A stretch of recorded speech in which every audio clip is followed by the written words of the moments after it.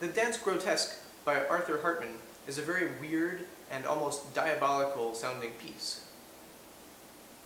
This is due to the fact that we're using a special technique called ponticello, and this means that for some of the passages we'll be playing close enough to the bridge that we actually make an almost squeaky chalkboard type sound.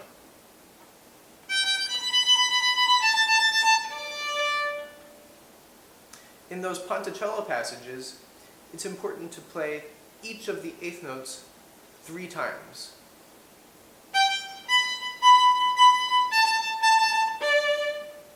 And I feel like this is helped by putting a little bit of an accent at the first of each 3 notes.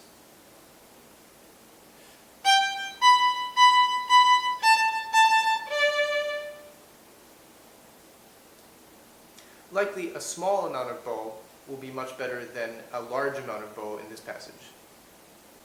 I think due to the title of this piece, Danse Grotesque, we might as well use a lot of open E strings and really accent those for an extreme brash, bright E string effect.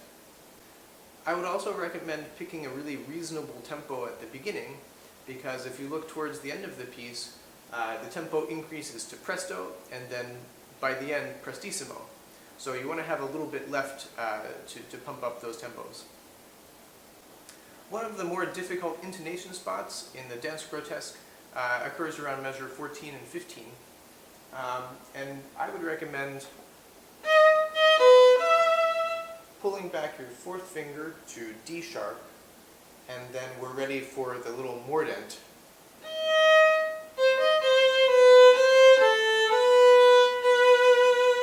That squiggly line, the mordent, should sound like C, D sharp, C.